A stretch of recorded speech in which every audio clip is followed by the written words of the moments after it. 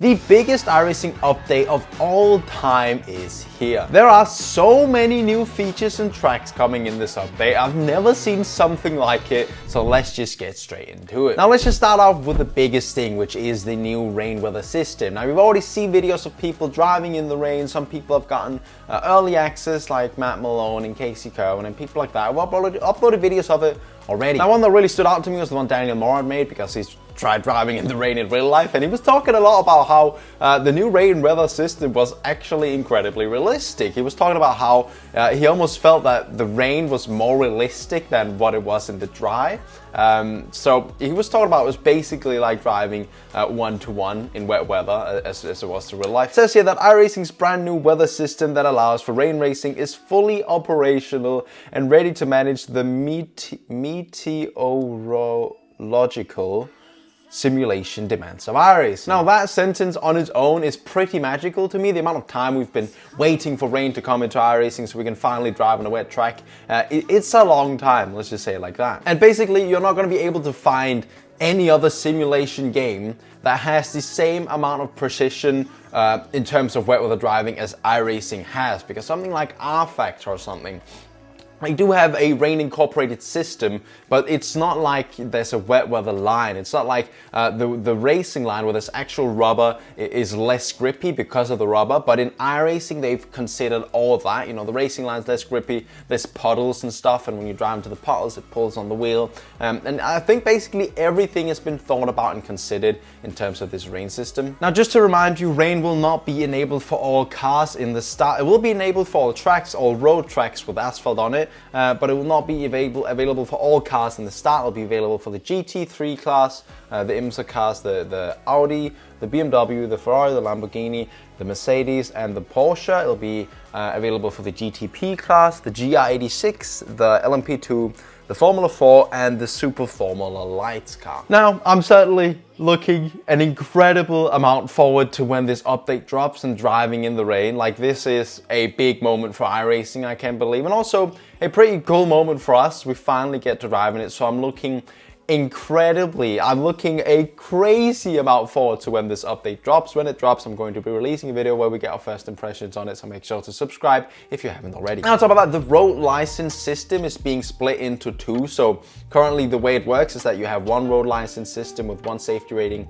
and one iRating. What will happen from now on is that will be split into two. It'll be split into like a formula category, and it'll be split into like a prototype or GT category in a way. Now, the way that it'll be split, like, let's say you have 3 car in your road license currently, you'll get 2 licenses, both with 3K in formula and 3K in the GT series, and then sort of from there on it'll go up and down in separate ways, if you can say it like that. Now, I don't know what I personally think of this. I mean, there's not a lot to do about it, but I don't know. I don't really mind it, to be honest. I'm not really a guy who races any formula cars whatsoever. I don't think I will with this change either.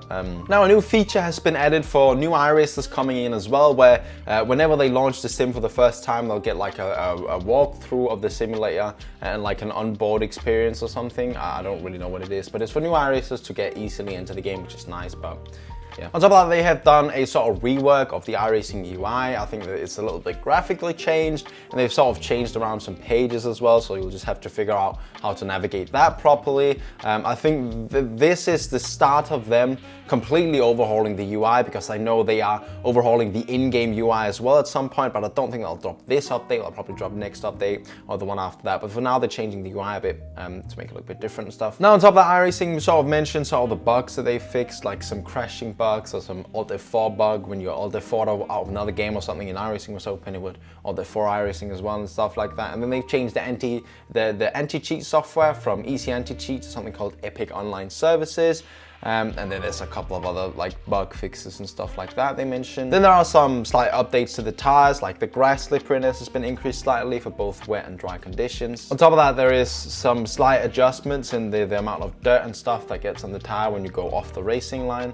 And on top of that, the dynamic track has been improved slightly with the accuracy. Alright, so here's something funny with the race controller and the pace car. So they basically, I don't know if they programmed a bit of like the AI into the pace car driver and stuff, and then they gave him a name. So the pace car driver is now called Fred. Yeah. Fred has completed a pair of classes focusing on how to pace smoothly, especially for tight corner chicanes and for leading a too wide pace field. So Fred has been going to some pace car classes and now he should be a bit better of a pace car driver.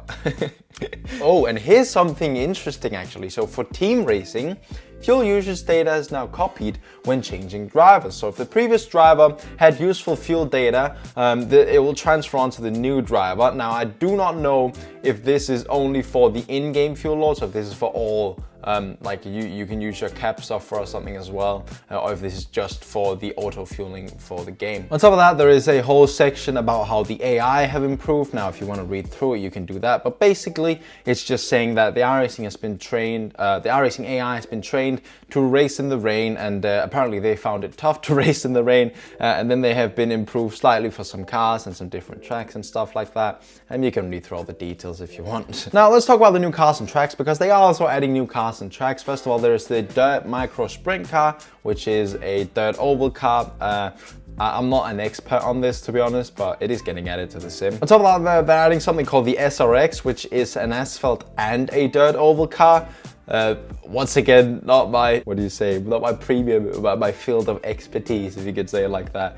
And then on top of that, they're adding something called the Super Formula Lights, which is pretty much in the name. It's a Super Formula Light, so I guess it's like the Super Formula version of like an F2 or an F3 car. Looking at the onboards, it actually looked pretty similar to driving an F3 car or something, but the rain is also enabled for this car, so that'll be interesting to try that out. As for new tracks, this is something that's really, really cool. If you remember a while back, I was talking about some tracks that iRacing needed to add in, and one of my tracks that I really, really wanted them to add was the Algarve International Circuit, also known as Portimao. This track has a really, really good flow. It's used in series like WEC. It's been used in F1 before as well. It's a very, very good track, and I'm really, really looking forward to driving this one. It's located in Portugal, and it has a lot of elevation change, a lot of blind corners. It's challenging, and it's a lot of fun. So I'm really looking forward to driving a Portimao in iRacing. On top of that, they're adding something called Millbridge Speedway, which is a dirt oval track. So once again, not my field of expertise, but